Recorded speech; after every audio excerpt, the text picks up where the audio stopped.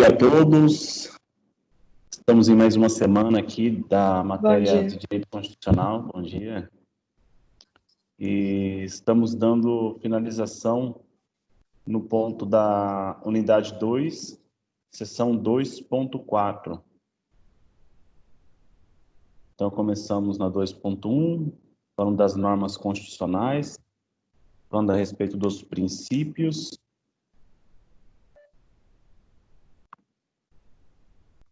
Na 2.2, Estado e Federação.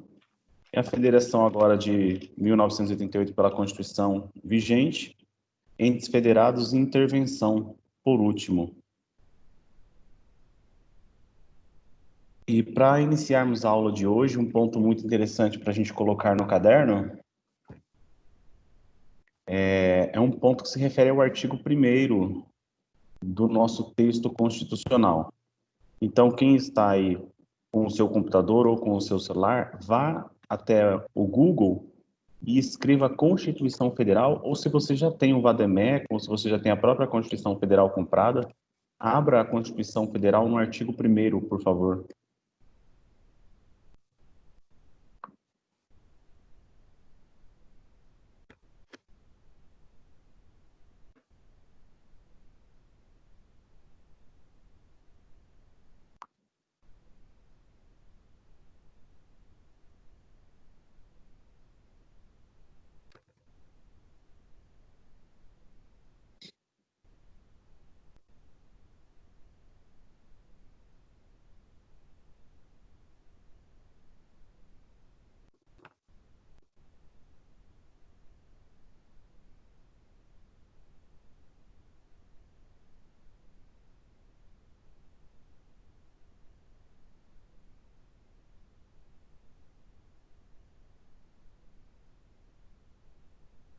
Ok?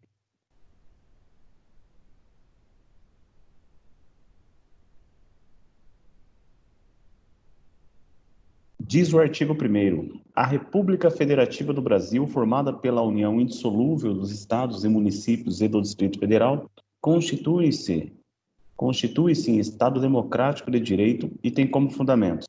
Então, vejam, o artigo 1º, ele é claro ao dizer a República Federativa do Brasil. Nós já estudamos que república é forma de governo. Já estudamos que federação é forma de Estado. Já estudamos que presidencialismo é o sistema de governo.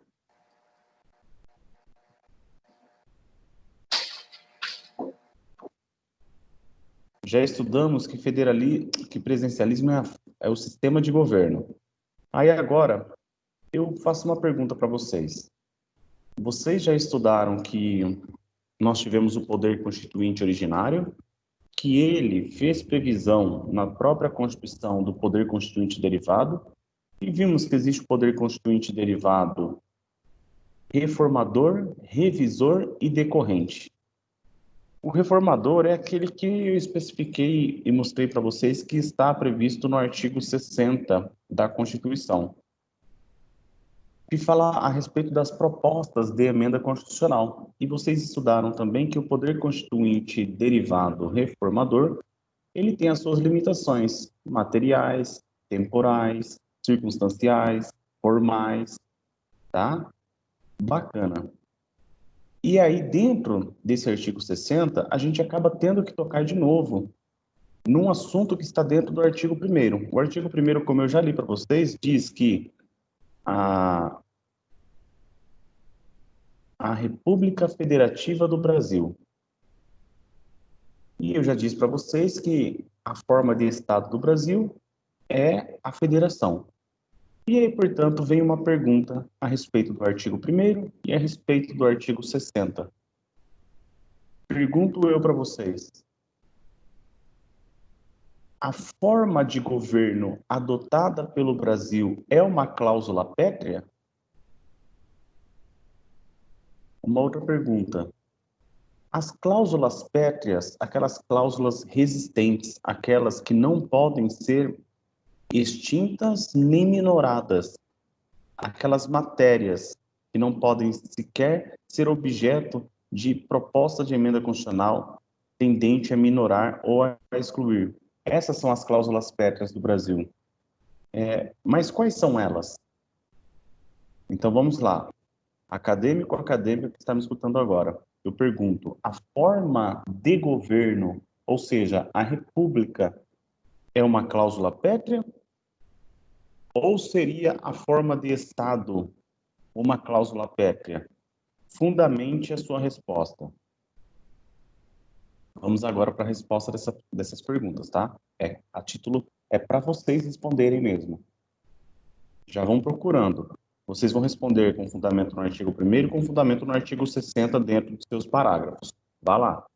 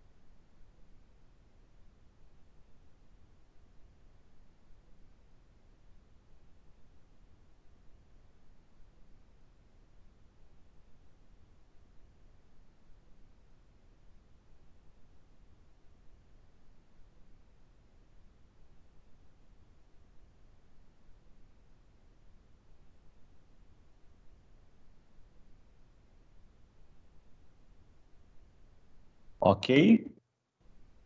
Alguém poderia ter a liberdade de me passar qual foi a resposta que foi encontrada?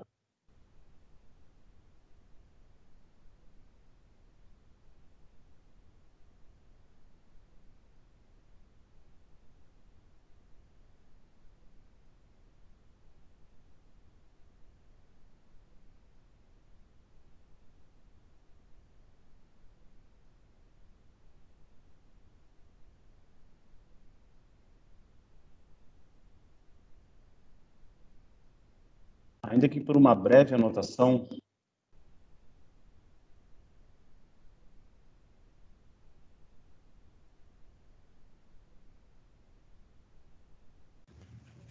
Professor, tá me ouvindo? Sim, Ah, tá. Tô sem fone de ouvido, por isso que eu fiquei na dúvida. tá. Pode ficar à É, vontade. tá. Em relação ao artigo 1º, eu coloquei aqui, cláusula pétrea não pode ser alterada, né? A forma de governo e Estado também não poderiam ser propostas emendas à Constituição, porque na forma de Estado, a união indissolúvel não tem de secessão ou separação, ou seja, não poderão separar-se da federação. E em relação à forma de governo, o povo participa das decisões do governo, a busca do término das desigualdades sociais e a pluralidade partidária, tudo submetido às leis do país. Parabéns pela pesquisa. O... Alguém mais também fez aí uma resposta e poderia partilhar com a gente aqui?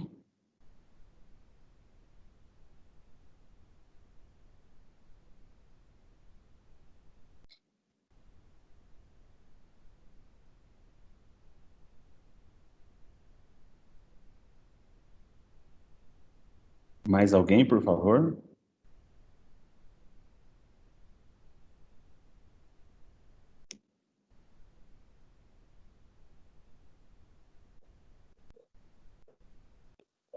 São denominadas cláusulas pétreas, artigo 60, parágrafo 4º.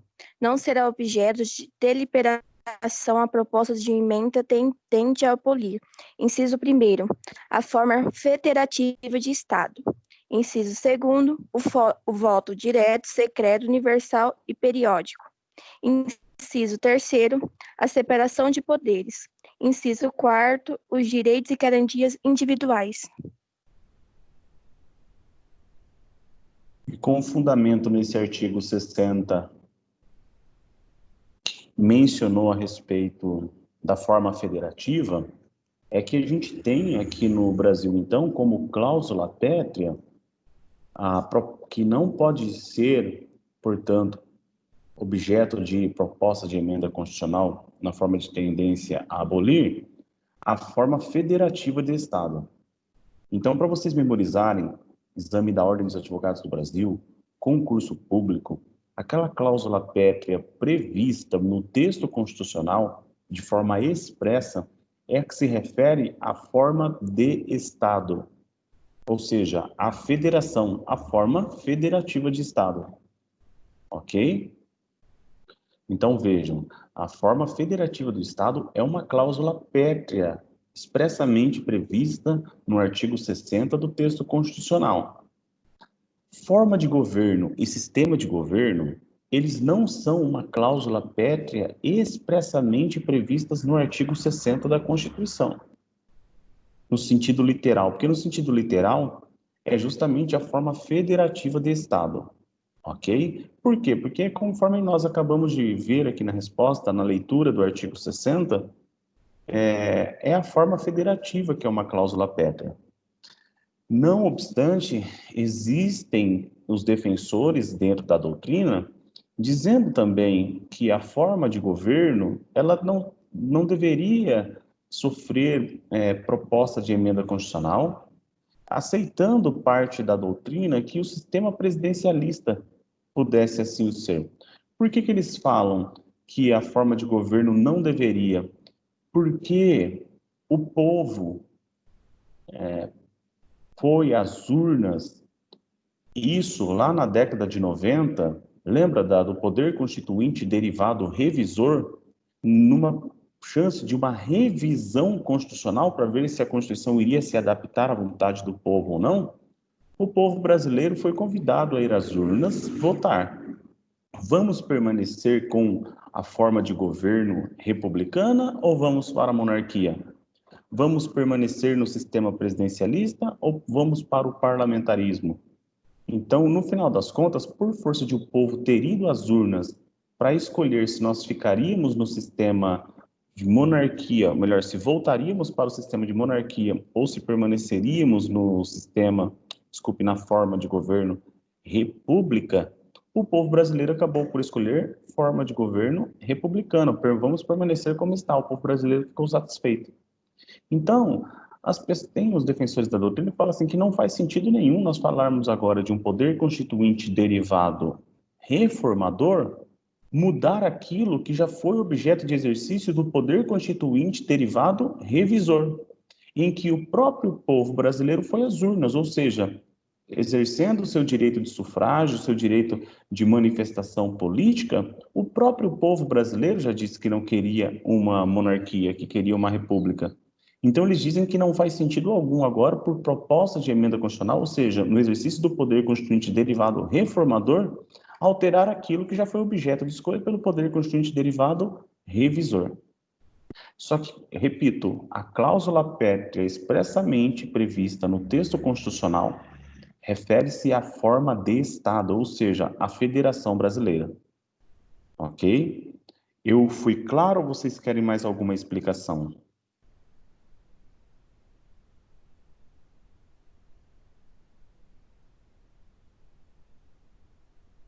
Professor, Pois não? tá, então, por exemplo, a forma republicana, ela pode ser tanto presidencialista quanto parlamentarista. Na verdade, a forma de governo, ela pode ser tanto monarquia quanto república. Quando nós falamos de um sistema, a pergunta é até diferente, mas existem países em que existe a figura do chefe de Estado, a rainha Elizabeth, e nós temos ela que exerce a função de representar o Estado internacionalmente, nos tratados e convenções internacionais. E nós temos o representante do povo naquele mesmo Estado, que geralmente o nome dado é primeiro-ministro. Todavia, se o próprio texto constitucional desse Estado falar que o nome a ser colocado não é primeiro-ministro e colocar o nome presidente, pronto, não teve problema nenhum. Eu posso, aqui no Brasil, por exemplo, eu poderia chamar o presidente, colocar na nossa Constituição que nós deveríamos chamar o chefe do Poder Executivo de primeiro-ministro. Só que a opção do Brasil é chamar de presidente. Então, quanto a essa questão assim, vamos falar do parlamentarismo, presidencialismo, a palavra presidente ela é um pouco variável, vai depender do que for colocado no texto de organização político-administrativa daquele Estado. Agora, quando a gente fala em parlamentarismo e presidencialismo, isso é porque nós estamos falando do sistema de governo. E quando a gente fala em forma de governo, nós estamos falando da monarquia e da república. Isso é o termo, assim, doutrinariamente previsto, né? É que às vezes gera um pouco de dificuldade mesmo. Forma de Estado, forma de governo, sistema de governo. Consegui explicar? Sim. Essa questão Obrigado. de... beleza. Não, pode comentar, fica à vontade. Não, é porque em relação a essa forma de governo aí, ela tá bem tranquila. Seria mesmo essa dúvida na relação ao sistema de governo, parlamentarismo e presidencialismo, né? Se esses dois sistemas, eles são referentes à forma republicana. Se eles se referem à forma republicana... Porque, por exemplo, ó, o Brasil é um país republicano, beleza. Uhum. O sistema de governo é presidencialismo, certo? Uhum. Tá. Se o sistema de governo parlamentarismo ele também é um sistema que se refere à forma É uma republicana. opção, é uma opção, Entendi, dentro é uma opção, é a opção do poder constituinte originário. entendi, No, entendi. no Brasil, atualmente, há quem defenda que esse sistema de governo pode ser alterado ainda. Hoje, o Brasil é uma república pelo poder constituinte originário. Permaneceu uma república pelo poder constituinte derivado revisor. Tudo bem, vamos manter a república como algo certo. Vamos para o sistema de governo agora. O sistema de governo há quem defenda que pode ser sim alterado, que não tem, o sistema de governo não teria essa objeção de alteração pela proposta de emenda constitucional. Então, o Brasil, mesmo sendo uma república, teria possibilidade de ser também um Estado parlamentarista, não presidencialista. Qual que é a diferenciação básica do presidencialismo em relação ao parlamentarismo? Há uma menor estabilidade, digamos assim, no sistema parlamentarista quanto ao exercício do chefe do poder executivo do Estado. Isso no âmbito interno, porque geralmente no parlamentarismo nós não contamos com uma só pessoa no exercício tanto como chefe de Estado no âmbito internacional e do chefe de Estado no âmbito nacional, no âmbito interno, no âmbito externo e interno. Quando nós falamos em parlamentarismo, em regra nós temos o primeiro-ministro dentro da gerência, dentro do sistema de governo interno, enquanto que nós vemos uma outra figura, um outro CPF, uma outra pessoa no exercício dos atos de governo perante os entes internacionais. Então, essa é uma diferenciação. E o que acontece? O primeiro-ministro, ele se sujeita muito à vontade do parlamento. O presidente da República, nós não estamos mais falando da ordem de hereditariedade, né? Quem que vai ser o nosso próximo líder? Vai ser o filho do rei? Não. É por uma eleição, por um tempo fixo, pré-determinado, segundo as regras internas. Por exemplo, no Brasil, nós temos a figura do impeachment, que pode ser que ele não consiga executar a sua função dentro do prazo previsto, mas que existe um prazo para tanto, existe. Quando nós vemos a questão do parlamentarismo, o primeiro-ministro ele pode ficar durante anos no exercício, se for de agrado do Congresso Nacional, se for de agrado segundo a opção do povo. Então, o parlamentarismo e o presidencialismo têm algumas diferenciações peculiares, e aqui no Brasil, acredito que a gente só não é parlamentarista até o presente momento porque os presidentes estão sacando que se eles não agradarem a economia, se eles não agradarem ao povo brasileiro ou ao parlamento, existe a figura do impeachment. Então, a figura desse procedimento para responsabilidade disciplinar daquele que está no exercício de uma função tem ganhado tal substância no Brasil e exemplo para o mundo todo, que é por isso que talvez o Brasil não seja um país parlamentarista. Eu acredito que seja por isso. Eu sou muito adepto ao parlamentarismo, porque tem que haver uma junção ali. E para falar a verdade, assim, a função de maior importância no meu modo de ver dentro de um Estado democrático é a escolha dos membros do poder legislativo. Infelizmente, o brasileiro ele pensa que escolhendo o presidente é a solução que vai vir, é o super-herói que vai fazer as coisas. Sendo certo que, por vezes, e não são poucas, é o Congresso Nacional que acaba impedindo a evolução de um Estado por conta de interesses políticos ou não. E fica até a sugestão para quando vocês forem escolher os membros do Poder Legislativo, que não vote apenas em quem está em primeiro lugar, vote sim naquela pessoa que você tem a consciência que vai ser um bom representante e que de importância enorme é a escolha dos membros do Poder Legislativo. Tem maior força na figura do parlamentarismo. Todavia, aqui no Brasil também, mesmo sendo sistema presidencialista, também é de muita importância, tá? Fica até um tema muito importante para pesquisa, gente. Diferenciações entre presidencialismo e parlamentarismo.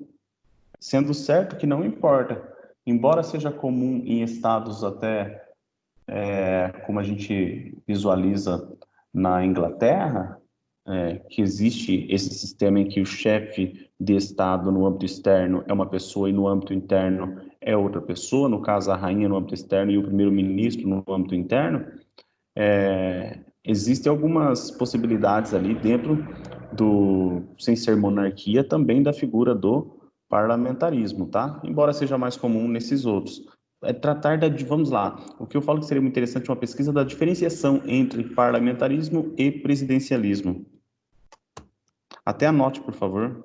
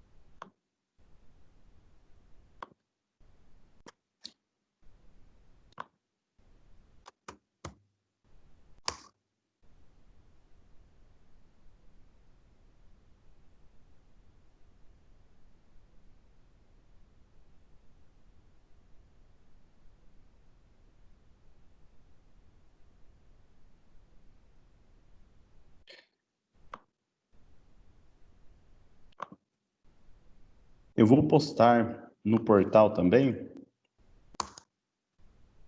mas vejam só, acabei de mandar no grupo para vocês um link do YouTube, e esse link fala da Advocacia Geral da União, tratando justamente da diferenciação entre o presidencialismo e o parlamentarismo, tá bom? E a gente volta a dar uma comentada dele no primeiro assunto da próxima aula. Vamos dar continuidade, então. Uma próxima pergunta que eu posso passar para vocês é a seguinte: existe poder constituinte derivado decorrente para os municípios? Olha a pergunta. Existe a força, a possibilidade do exercício do poder constituinte derivado decorrente para os municípios?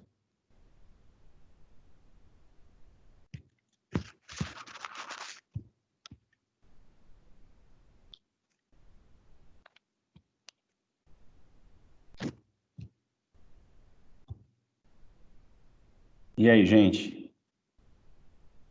Qual a opinião de vocês?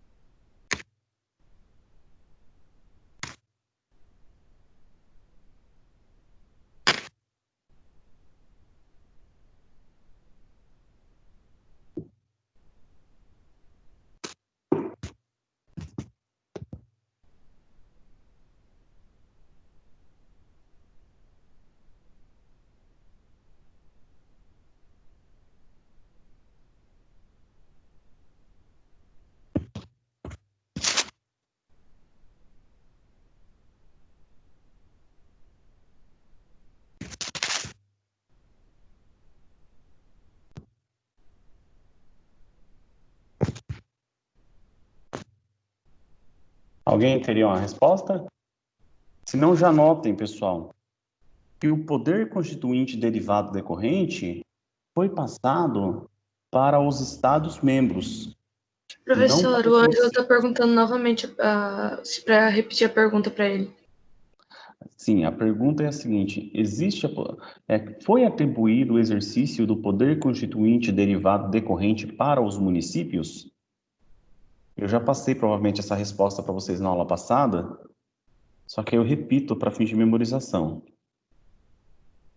O poder constituinte originário atribuiu o exercício do poder constituinte derivado decorrente para os municípios? E a resposta é não.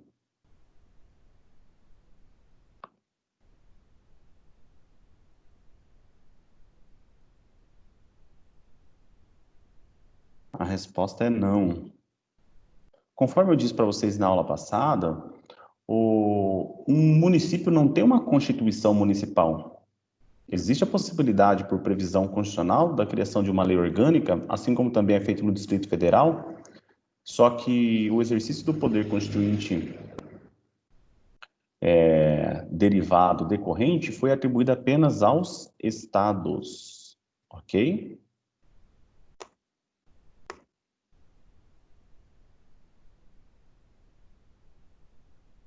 Apenas aos estados-membros.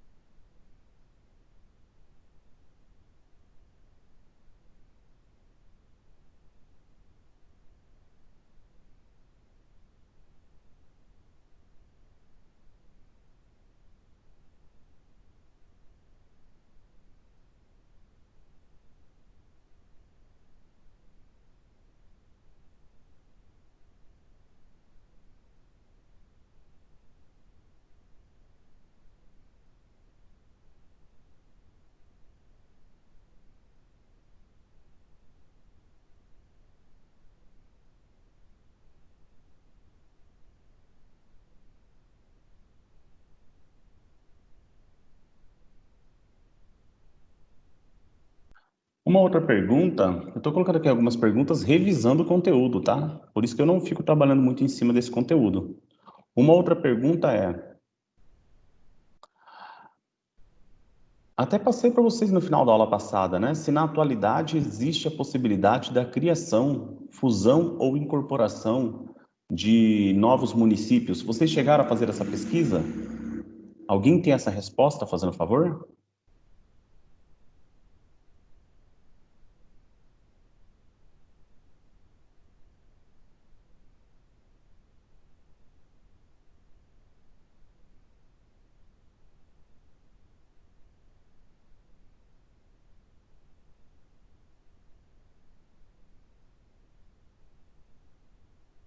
O livro acadêmico, inclusive, passa a resposta para vocês.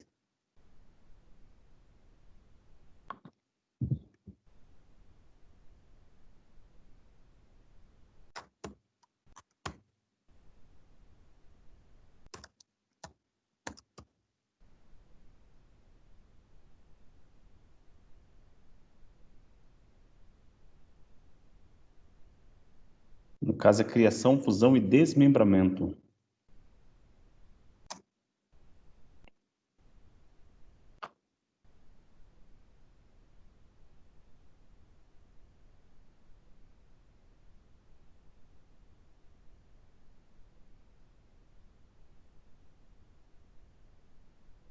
Alguém chegou a fazer? Não? Pessoal, que existe previsão constitucional que aceita, que promove a aceitação, isso é verdade. Todavia, existe uma lei complementar para fins de regulamentar como que seria a questão perante os municípios. De um estado para o outro, nós já vimos que, inclusive, teve o ato de escolha pelos membros daquela região se haveria ou não o desmembramento do estado se eu não estou me enganado aqui, é do Amapá. Desculpa, do Pará, né? Agora vamos lá. Em relação aos municípios, falta-se a lei complementar reguladora a respeito disso. Que existe previsão a respeito, existe, mas na prática, por não haver essa lei complementar, não se faz possível o exercício. Tá bom? Só para fins de memorização aí de vocês.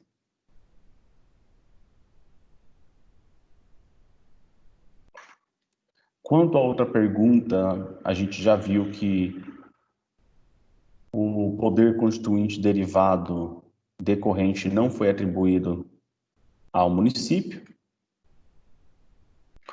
Um outro ponto que eu posso colocar para vocês é o seguinte: para que haja uma criação, uma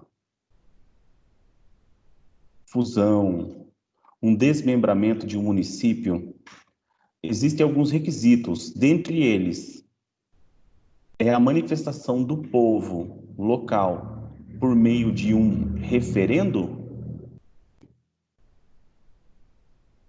Então a pergunta seria essa. Dentre os requisitos existentes para a criação, fusão ou desmembramento, um requisito seria a utilização de um referendo da população?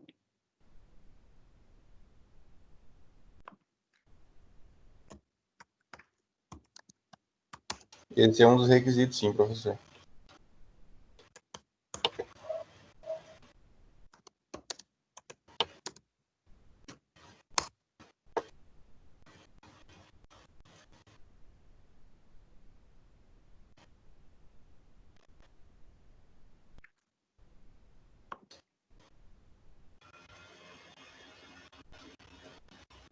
Olha só.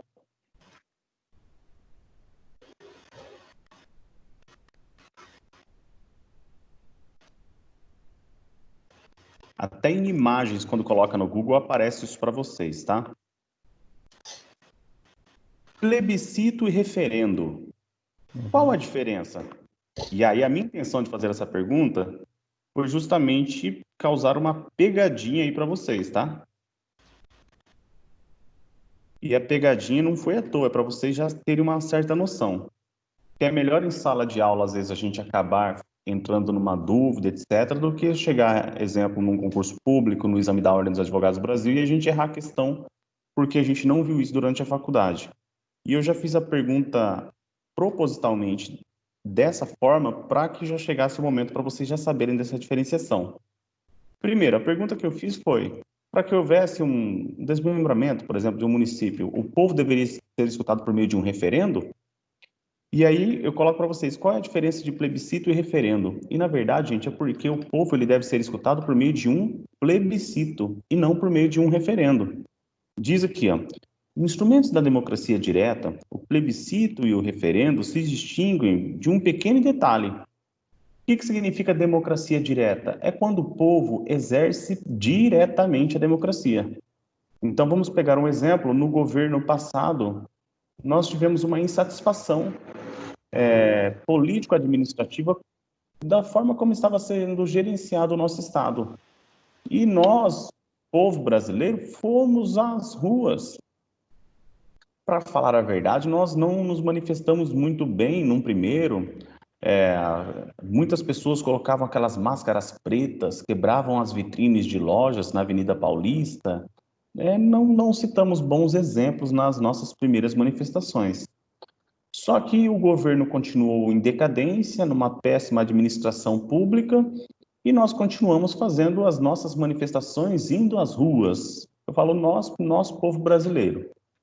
E, claro, de forma mais educada, sem quebradeiras, inclusive com algumas estratégias quando alguma pessoa quisesse praticar algum ato de violência nessas manifestações, nós achávamos alguma estratégia para que ela fosse localizada e que a polícia pudesse pegar aquela pessoa. Passamos a ter, inclusive, proteção policial para que nada de algazarras acontecessem nessas manifestações.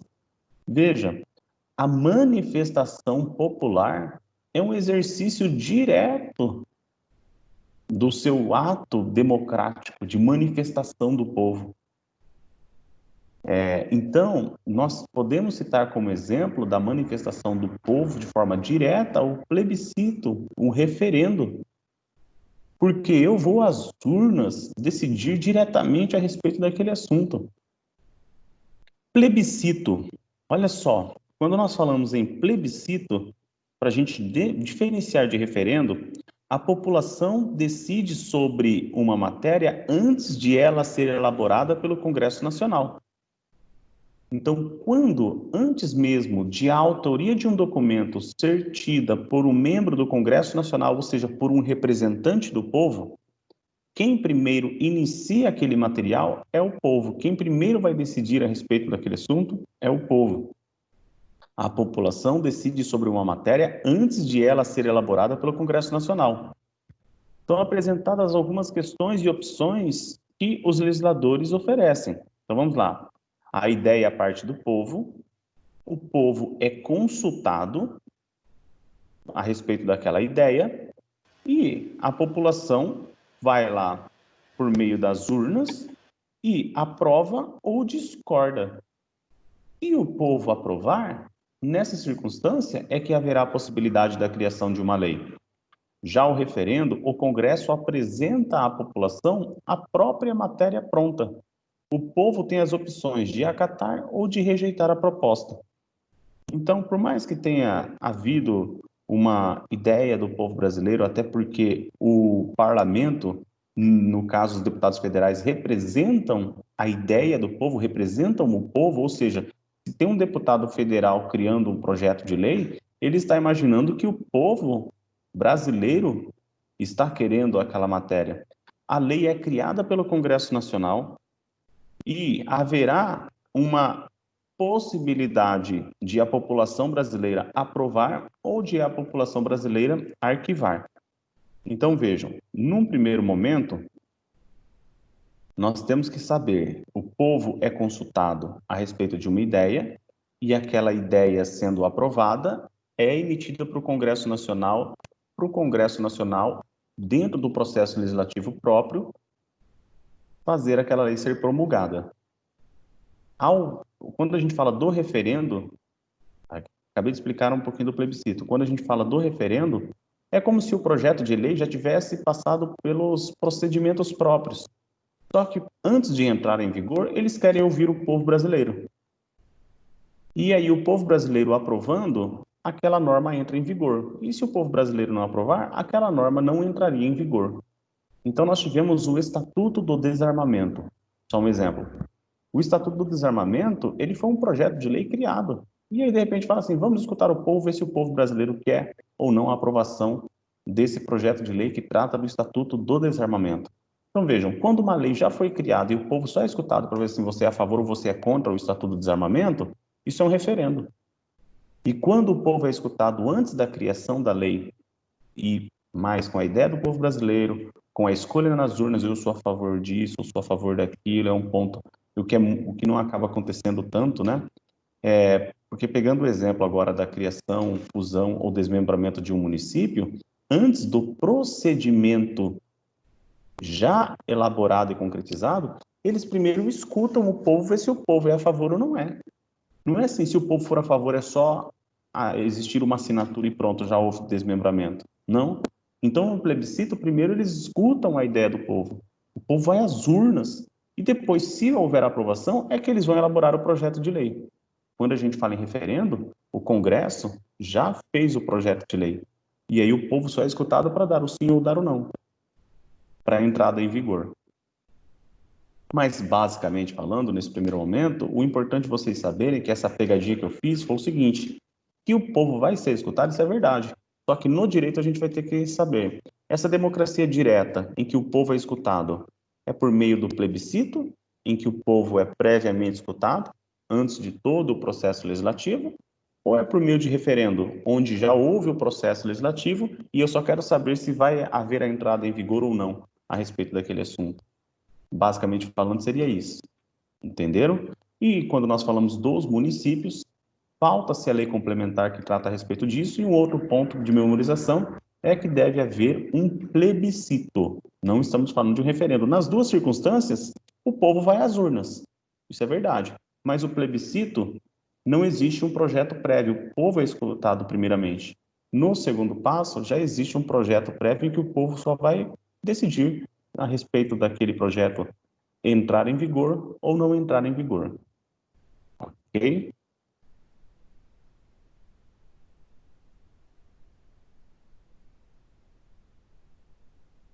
E vamos dar continuidade. Eu acredito que chegada é a hora, gente, de nós falarmos das intervenções federais para passarmos para a próxima unidade, tá? A pergunta que fica aqui, que eu posso colocar para vocês anotarem no caderno é: quais são as situações em que se admite a intervenção federal? Então, anotem no caderno, por favor. Quais são as situações em que a Constituição admite a intervenção federal? Quais são as situações em que há a autorização pela Constituição da intervenção federal?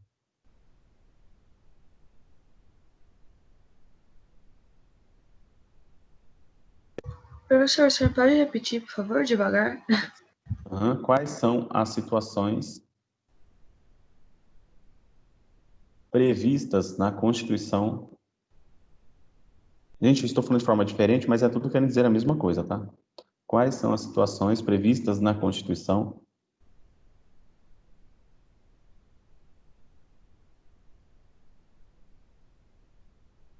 que admitem a intervenção federal?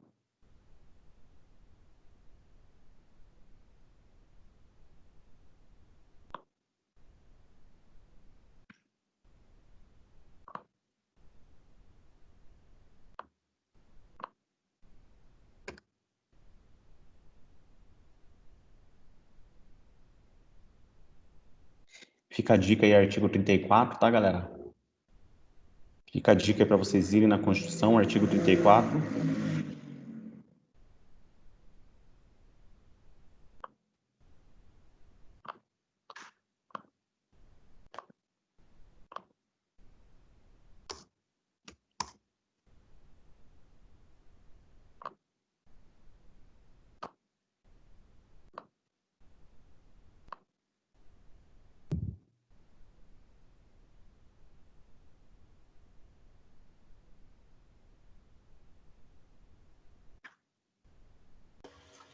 Encontrei ela aqui, professor. Então, aí pegue esses incisos e anota que essas são as situações. Anote no caderno, porque essas são as situações. Acaba sendo a resposta. Uhum.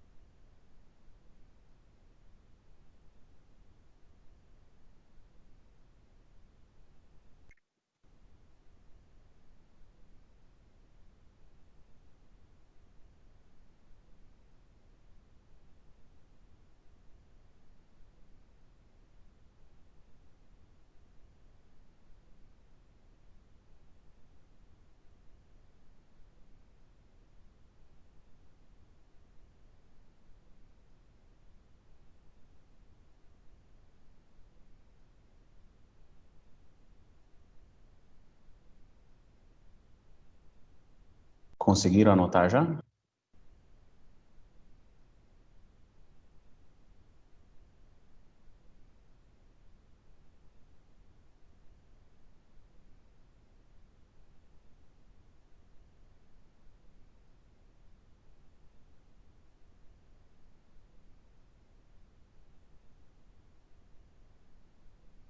Anotaram no caderno? Alguém, pelo menos?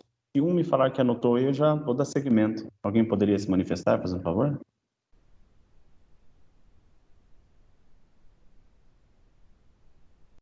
Já anotei já, professor. Então, beleza. Gente, no livro acadêmico de vocês, a partir da página 126, nós temos a explicação de cada um desses incisos que vocês anotaram do artigo 34 da Constituição. Tá bom? A partir, então, da página 127 do livro acadêmico. No PDF,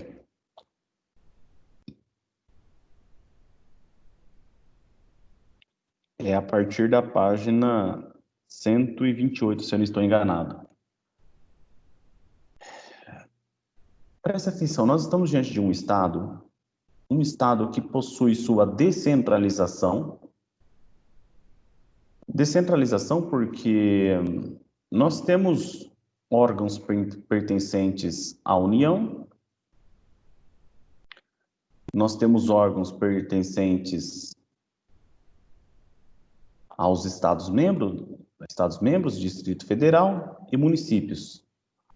Nós temos uma descentralização, portanto, desconcentração em algum desses órgãos também, ou melhor, em alguns órgãos, na verdade. Isso tudo para melhor eficiência e eficácia dos serviços públicos a favor do povo brasileiro. E aí, por conta de haver a necessidade de nosso Estado ter uma boa organização político-administrativa, por exemplo, ter uma moeda estável é algo que faz muito bem socialmente falando e também economicamente falando. Quando nós falamos, depois de uma moeda estável, que no Brasil até demorou muito para acontecer, mas nós chegamos à conquista de uma moeda estável na década de 90 do século passado, falo assim, parece que estamos longe disso, né? Faz pouco tempo, pouquíssimo tempo. Foi com a possibilidade e acolhimento do Plano Real. Tudo bem. O próximo passo que o Estado busca depois de uma moeda estável é justamente o crescimento econômico. E se pressupõe que o crescimento econômico ele acaba gerando uma boa repercussão nas políticas públicas. Por vezes, o governo ele lança a mão de algumas políticas sociais que gerem um crescimento econômico. A circulação do mercado interno do país. Se vocês pegarem a situação do coronavírus agora, uma política pública do governo é para aqueles profissionais liberais que comprovarem a insuficiência de recursos, R$600 por mês. Então vejam, já ouvimos falar de diversos outros planos, Bolsa Família, sabe? Alguma coisa nesse sentido dos governos que já passaram aqui no exercício da chefia de governo no nosso estado, tá? Ok, eu comento a respeito disso porque se o município não está agindo de forma adequada, se um Estado-membro não estiver agindo de forma adequada, haverá necessidade de uma intervenção.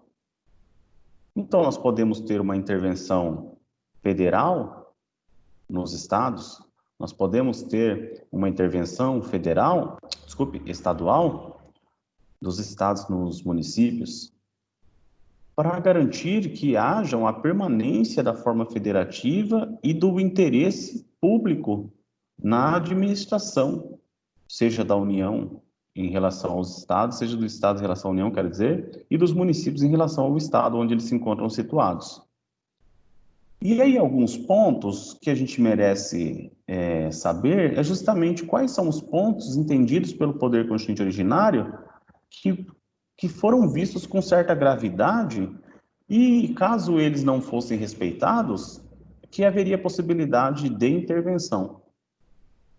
Uma coisa que eu digo para vocês é o seguinte: dentro do direito, vocês vão se deparar com muitas pessoas com opiniões diversificadas, com opiniões até contraditórias. Porque no direito, o direito ele acaba propondo para a gente algumas ideias que a gente acolhe ou que a gente não acolhe. E como o direito não é uma matemática, existe essa possibilidade de divergência, de uma crítica, isso acaba acontecendo.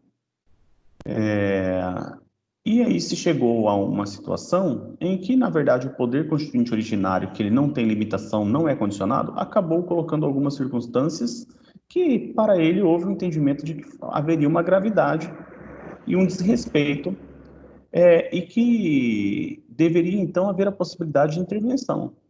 E dentro dessa discussão, se eu sou a favor, se eu sou contra, hoje não importa muito a gente emitir a nossa opinião, mas o mais do que isso é vocês saberem que, independentemente da sua opinião, que é importante você saber que a intervenção, ela não é a regra no nosso ordenamento jurídico.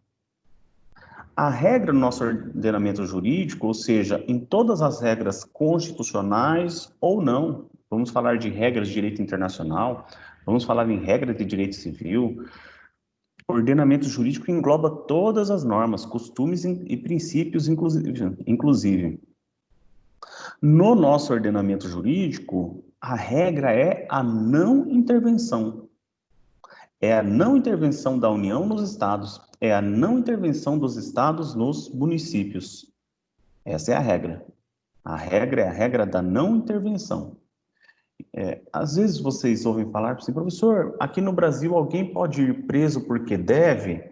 A regra no Brasil é que nenhuma pessoa terá privado seu direito de liberdade por conta de uma dívida. Essa é a regra. Professor, o senhor está falando isso aí, mas eu sei de um monte assim, de casos que os pais que não pagam pensão acabam indo presos. Gente, existe a possibilidade também da mãe que não paga pensão ir presa, que comumente tem mais homens mesmo que acabam não honrando com a obrigação que eventualmente tenha sido, ele mesmo tenha feito, né? Mas vamos lá. Que existe a possibilidade de uma pessoa ser presa por dívida no Brasil? Existe. Só que essa é uma exceção, não é uma regra. A regra é a não prisão por dívidas, é a não prisão de uma pessoa por ela dever uma obrigação, por ela ser devedora, inadimplente em uma obrigação. A regra é a não prisão de uma pessoa. Não é o corpo da pessoa que responde pela dívida, mas é o patrimônio da pessoa que responde pela dívida. Agora que nós estamos falando de intervenção, seja federal, seja estadual, é a mesma coisa. Existe a possibilidade? Existe. Mas são possibilidades de exceção. Essas que vocês colocaram no caderno de vocês, por exemplo. Então, nós não estamos diante de situações que geram a regra. A regra no Brasil é intervenção. Não. A regra no Brasil não é intervenção. Mas existem algumas exceções, e são essas as exceções que vocês colocaram no caderno de vocês agora. Tá? Finalizando a primeira aula, só relembrando que todos nós estamos sendo gravados agora, e eventualmente haverá a possibilidade de postagem da videoaula no material acadêmico, eu venho dizer para vocês o seguinte, uma pergunta que merece muita atenção, se vocês acertarem ou errarem a resposta, eu era da seguinte opinião no passado, que eu preferiria 1000 vezes errar uma resposta durante a aula do que errar uma resposta na avaliação.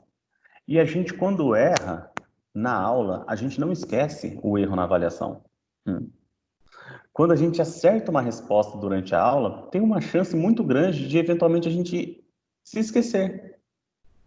Quando a gente erra, a gente não se esquece mais daquele conteúdo daquela matéria. Quando a gente acerta, o professor está falando, a professora está falando, a gente, beleza, bacana, é assim. Tem até chance de a gente errar num dia numa avaliação. Só que aqui durante a aula eu era daquele cara, pô, eu até prefiro errar durante a aula, porque eu memorizo que eu errei e não esqueço na hora da avaliação a respeito daquele conteúdo. E eu vou passar uma pergunta para vocês, de forma bem resumida, eu quero que vocês anotem no caderno, só que eu vou falar um pouco rápido, tá? Então anotem o seguinte. Existiu um problema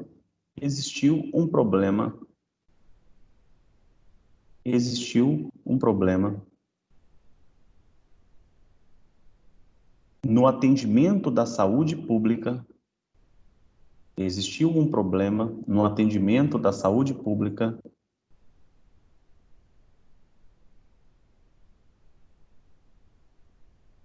municipal,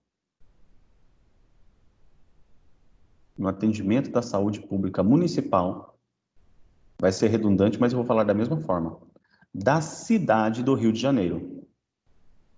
A saúde pública municipal da cidade do Rio de Janeiro, porque lá tem o estado do Rio de Janeiro e a cidade do Rio de Janeiro. Existiu um problema na saúde pública da cidade do Rio de Janeiro.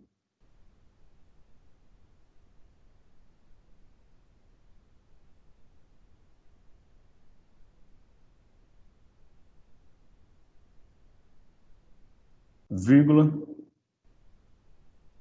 o mesmo acontecendo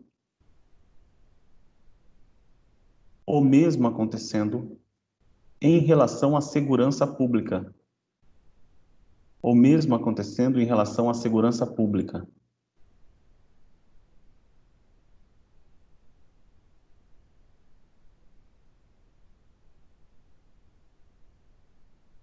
Vírgula, ambos de competência do Poder Executivo. Ambos de competência do Poder Executivo.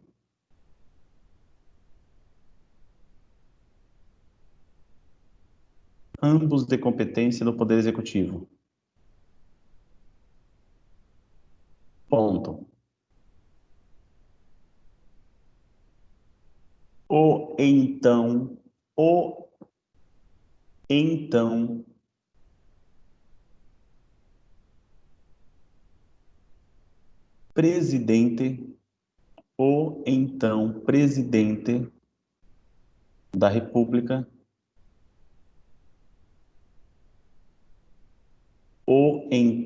presidente da República,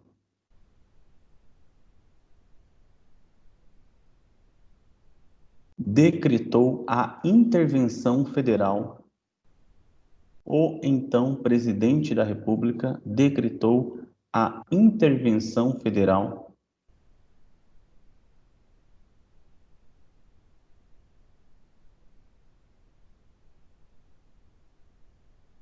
em face daquele município. Ou então o presidente da República, que é o chefe do Poder Executivo da União, ou então o presidente da República decretou a intervenção federal naquele município. Ponto.